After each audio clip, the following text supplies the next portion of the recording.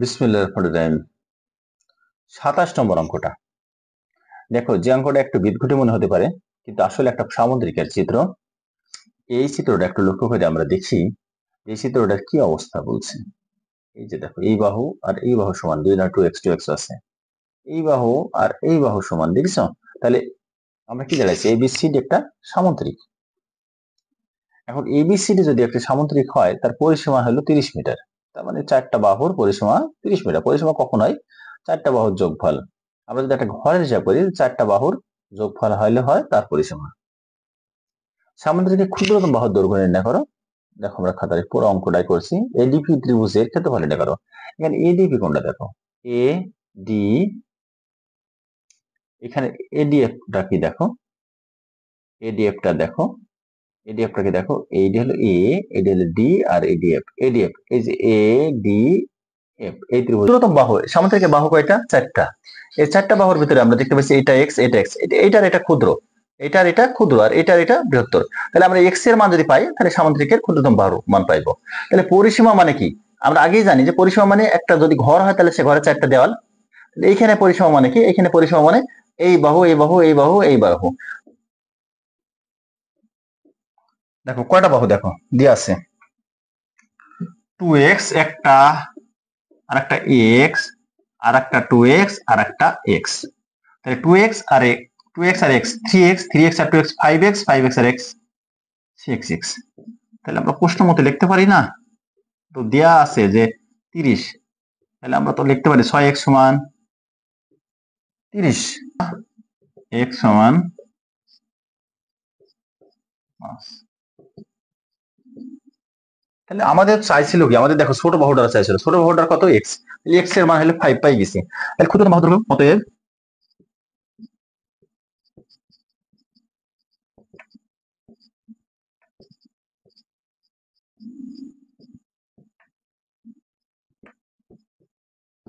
বাহুর দৈর্ঘ্য 5। কি দিয়ে আছে দেখো, 30-এ যা দেয়া ছিল এখানে তাই হবে 5 মিটার। সামুদ্রিক ক্ষুদ্রতম বাহুর দৈর্ঘ্য 5 মিটার। আমরা এটা পাইলাম। এখন এডিএফ ত্রিভুজের ক্ষেত্রফল নির্ণয় করো। এডিএফ ত্রিভুজ, ডিএফ, এডিএফ মানে এই ত্রিভুজটুকুর, এই যে এই ত্রিভুজটুকুর ক্ষেত্রফল বের করতে হবে। তাহলে এই ত্রিভুজটুকুর আমি যদি ক্ষেত্রফল বের করি, এই ত্রিভুজটুকুর এই যে চিহ্ন দেওয়া আছে, এই যে চিহ্ন দেওয়া আছে, এই চিহ্ন দেওয়ার অর্থ হলো 90 ডিগ্রি। এই যে চিহ্নটুকু, এই যে এটা তাহলে কোণের মতন না, কোণ হলে একরকম হতো। কোণ হলে দেখো, যদি কোণ হতো তাহলে এমন হতো, আর যদি এমন থাকে বুঝতে হবে এটি 90 ডিগ্রি বোঝাচ্ছে। হ্যাঁ, এটা বুঝলে, বুঝতে দেওয়ার থাকার অর্থ হলো 90 ডিগ্রি। এটা তোমরা জেনে রাখবে। তাহলে 90 ডিগ্রি, তাহলে 90 ডিগ্রি এডিএফ সমকোণী ত্রিভুজের ত্রিভুজের ক্ষেত্রফল। ত্রিভুজের ক্ষেত্রফলের সূত্র তো আমরা জানি, ভূমি গণিত উচ্চতা। তাহলে এইখানে আমরা কি করে বের করব? আমাদের এক্স এর মান তো পাইছি, এডির মানও দেওয়া আছে। দেখো, এক্স এর মান জানা আছে, এডির মান দেওয়া আছে। যদি একটা ত্রিভুজে তিনটা অংশ থাকে, এই একটা ত্রিভুজ তার তিনটা অংশ, একটা হলো ভূমি, এদিকে নিচের দিকে থাকে হলো ভূমি, এদিকে থাকে উচ্চতা, উচ্চতার এদিকে থাকে হলে অতিভুজ। এটা অবশ্যই জানি রাখবা তোমরা। অতিভুজ, অতিভুজকে কে চিনবো? 90 ডিগ্রি কোণের বিপরীত দিক যেটা থাকবে, 90 ডিগ্রি কোণের বিপরীত দিক যেটা থাকে সেটিকে বলে অতিভুজ। 90 ডিগ্রি কোণের বিপরীত দিকে যেটা থাকে সেটিকে বলে অতিভুজ। এডিএফ সমকোণী ত্রিভুজ হতে পায় পিথাগোরাসের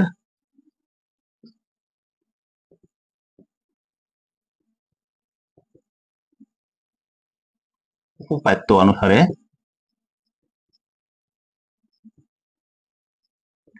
দেখো, পিথাগোরাসের উপপাদ্য, পিথাগোরাস নামক একজন বিজ্ঞানী, তোমরা যখন জ্যামিতি অংশকে যাবে তখন এটি পাবা। অতিভুজ স্কয়ার সমান ভূমি স্কয়ার প্লাস লম্ব স্কয়ার, একটা সূত্র আবিষ্কার করেছিল। সেই সূত্রটা কেমন? যে এইটা যদি 90 ডিগ্রি হয়, আমরা বলেছিলাম এইটি অতিভুজ, তাহলে অতিভুজ স্কয়ার প্লাস ভূমি স্কয়ার, অতিভুজ স্কয়ার যে মানটা হবে, আর ভূমি আর লম্ব দুটো যোগ করলে সমান হবে, মানে এই মানটা এইটা আর এটির সমান হবে, এটা বেরিয়েছিল। তাহলে সেটা আমরা এখন লিখি। পিথাগোরাসের উপপাদ্য অনুসারে আমরা কি এডিএফ এর মধ্যে দিকে পাইছি, এডিএফ। তো এডিএফ এর অতিভুজ কোনটা? এডি। অতিভুজ কোনটা? এডি। তাহলে আমরা লিখতে পারি এডি স্কয়ার সমান AF square plus DF square. যেহেতু অতিভুজ, এর অতিভুজ কোনটা? এডি, এই যে 90 ডিগ্রি কোণের বিপরীত দিকে আছে। তাহলে এডি স্কয়ার সমান AF square plus DF square আমরা লিখতে পারি। তাহলে এডি স্কয়ার সমান AF square plus DF square. তাহলে এডির মান দেওয়া আছে, দেখো এডির মান এখান থেকে আমরা দেওয়া আছে, দেখো এখানে পাশে আমরা লিখে দিতে পারি, খাতার পাশে এখানে লিখে দাও, এখানে দিই, উপর ক্লাসে এভাবে দেয়, সমস্যা নাই কোনো। এডি সমান 5 মিটার দেওয়া আছে, এডির মান, এক্স এর মান যেহেতু আগে থেকে পাইলা ক হতে পাইছ, হ্যাঁ এডির মান আমরা পাইছি কত 5, ডিএফ এর মান 4 মিটার। তাহলে আমরা এখান থেকে দেখি, তাহলে এডি স্কোয়ার 5 স্কোয়ার এফ স্কোয়ার মানে আমরা বের করব 4 স্কোয়ার, এটাকে পুরোটা ইকুয়াল নিয়ে চলে আসলাম, এফ স্কোয়ার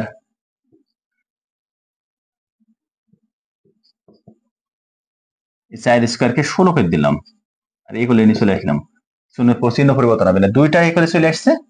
এবার 5 স্কোয়ারটা ইকুয়ালে চলে গেছে, 5 স্কোয়ার ইকুয়ালে গেলে 25 হয়ে গেছে, 5 স্কোয়ার ইকুয়ালে যায় 25 হয়নি, মানে 5 স্কোয়ারকে আমি ইকুয়ালে নিয়েও গেলাম আর 25 করে দিলাম, হ্যাঁ। তাহলে এফ স্কোয়ার সমান 25 মাইনাস 16 বসে দিলাম। তাহলে এই যে এই 16 ইকুয়ালে গেলে চিহ্ন পরিবর্তন হয়েছে, এই মাইনাস হয়ে গেছে।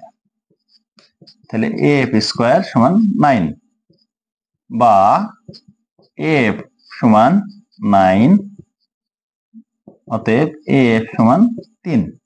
দেখো এফ এর মান আমি পাইলাম, তার মানে কোনটা, এই যে এটা পেয়ে গেছে, এটা পেয়ে গেছে, হ্যাঁ সমান কত পাইছে দেখো, হাফ গণিত ভূমি গণিত উচ্চতা। তাহলে এখানে ভূমি কত হয়েছে বলো, ভূমি হয়েছে এফ, আর উচ্চতা কত ডিএফ, হাফ এফ গণিত ডিএফ। এফ এর মান কত বলো 3, ডিএফ এর মান কত 4, আর ক্ষেত্রফল হইলেই হয় বর্গ। 2 দিয়ে আমি যদি এখানে 4 কে কাটি, হয় 2, 3 দুগুণে 6 বর্গ মিটার। ত্রিভুজ বিসিডি চতুর্ভুজ, এটা চতুর্ভুজ চিহ্ন, গ নম্বরে বিসিডিএফ ক্ষেত্রফল কত বর্গ সেন্টিমিটার তা নির্ণয় করো। বিসিডিএফ ক্ষেত্রফল কত বর্গ সেন্টিমিটার, বর্গ সেন্টিমিটার বলছে, ওপর সব মিটার ছিল, বর্গ সেন্টিমিটার। যাক আমরা পুরো অঙ্কটা করছি, ধৈর্য ধরে আমাদের ভিডিওটা দেখবে, আশা করি তোমাদের কোনো সমস্যা হবে না। দেখো 27 নম্বরে গ নম্বরটা একটু বিদঘুটে লাগতে পারে, কিন্তু বিদঘুটে হওয়ার কিছু নাই, আমরা খ হতে পাই। দেখো ত্রিভুজ এ ডিএফ এর ক্ষেত্রফল, ত্রিভুজ এ ডিএফ এর ক্ষেত্রফল 6 বর্গ মিটার আমরা পাইছি। এখন বলছে কি দেখো, চতুর্ভুজ বিসিডিএফ এর ক্ষেত্রফল কত। চতুর্ভুজ বিসিডিএফ, বিসিডি মানে কি বি, দেখো বি সি ডি এফ, মানে এইটুকের ক্ষেত্রফল জানতে চাইছে, এইটুকের হেরা ব্যাক একটা অংশ, কি করে আমরা ক্ষেত্রফল বের করবো, সামুদ্রিক না, এটা একটা কি ট্রাপিজিয়াম, ট্রাপিজিয়ামের ক্ষেত্রফল আমরা কি করে বের করবো বলো তো, বি সি ডি এফ এটুকের ক্ষেত্রফল বের করতে বলছে। এইখান থেকে শুরু করে এই পুরো অংশটা ক্ষেত্রফল বের করার মধ্যে থেকে যদি আমি এই অংশটা বাদ দিয়ে দিই, এই অংশটুকু আমি বাদ দিয়ে দিই, এই অংশটা আমি যদি বাদ দিয়ে দিই, তাহলে তো আমি এটুকের ক্ষেত্রফল পাই যাবো। তাই আমরা করেছি, দেখো ত্রিভুজ এ ডি এফ এর ক্ষেত্রফল 6 বর্গ মিটার। ভূমি দেখো কার ভূমি, এই সামুদ্রিকটার ভূমি, এই যে এবি, এই সামুদ্রিকটার ভূমি, সামুদ্রিক ভূমি এবি সমান 2x, তাহলে 5 এর x এর মান দেওয়া আছে 5, 10 মিটার, উচ্চতা ডিএফ সমান 4 মিটার দেওয়া আছে। এবিসিডি সামুদ্রিকের ক্ষেত্রফল, আমরা সামুদ্রিকের ক্ষেত্রফলের সূত্র আমরা জানি, ভূমি গণিত উচ্চতা, তাহলে এখানে ভূমি পাইছি 10, উচ্চতা পাইছি কত 4।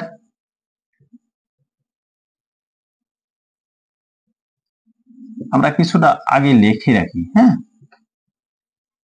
ভিডিওটা বড় না হয়ে যায়, অন্য কোনো কারণে না।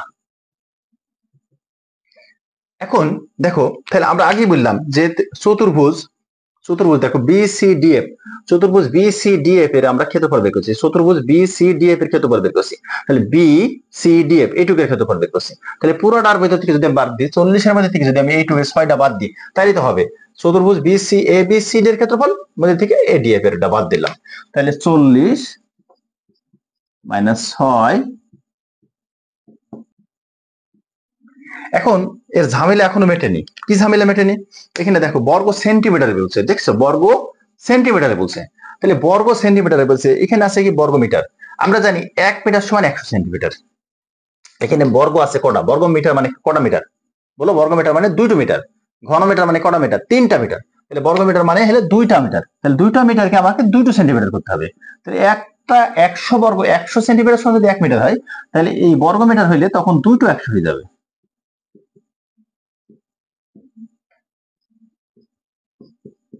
আর তোমাদের উত্তরে যদি এইটা চাই তখন তো হয়েই গেল, যে বর্গমিটারে প্রকাশ করো তাই যদি বলে, তাহলে আমাদের তখন হয়ে যাবে 4 শূন্য।